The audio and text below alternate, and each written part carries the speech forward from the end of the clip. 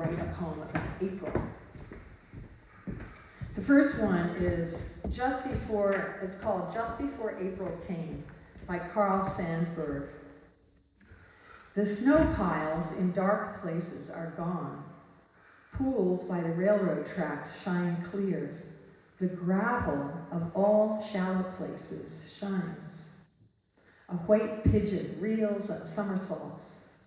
Frogs plutter and squudge, and frogs beat the air with a recurring thin steel sliver of melody. Crows go in 5s and 10s.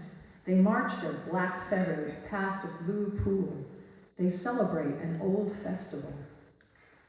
A spider is trying his webs.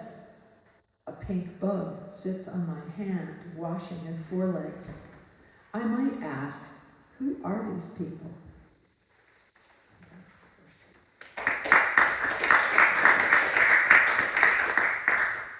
The second one is by Emily Dickinson. It's called The Robin is the One. The robin is the one that interrupts the morn with hurried, few, express reports when March is scarcely on. The robin is the one that overflow the noon with her cherubic quantity, and April but begun. The robin is the one that speechless from her nest submit that home and certainty and sanctity are best.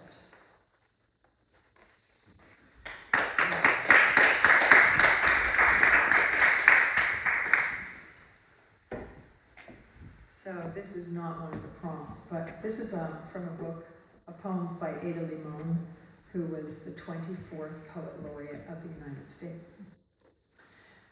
And it's called The Origin Revisited. And she wrote this, she says, after a visit to the Yak Valley in Kootenai National Forest, Montana, where the U.S. Forest Service has announced a logging project called Black Ram.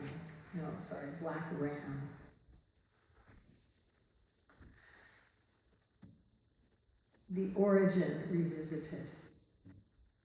What is there to be done now but enter against abandonment, become a hollow sound in the halo of labyrinthine green, to become a crossed out word on the back of someone's hand? Once, all of this became all of this.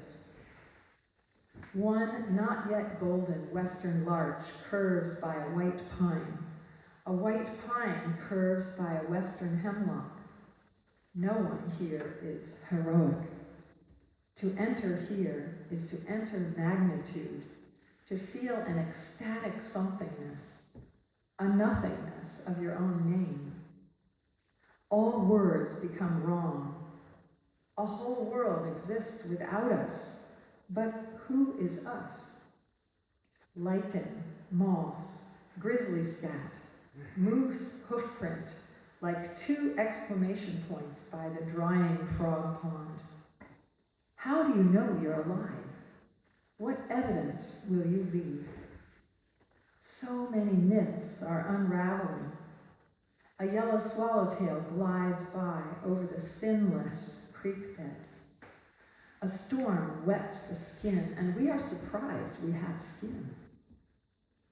Woods rose, white-flowered rhododendron, nothing here is unfinished.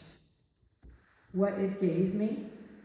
I saw a new tree emerge out of a ground made of ancient trees, on top of more ancient trees, on top of more ancient trees, on top of more ancient trees, and understood then that this was how the earth was made.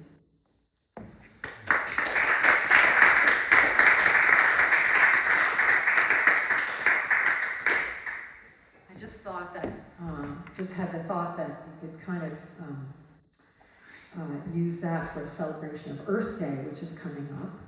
And on Earth Day weekend, actually the 18th, we're also showing this, the Conservation Advisory Committee is showing a film called The Little Things That Run the World, and it's about insects. And including bees. And so it should be a really, really great film, and how the insects really, they are so important in the whole ecosystem and how we're able to live on this planet. And also John Jasmine, who some of you may know, he lives in Copake Falls, and he has hives all over the county, and he sells honey, and he's very well versed in how to take care of bees. Apparently all his bees survive the winter. So he will be here selling honey, and with a demo hive. Don't worry, he won't escape.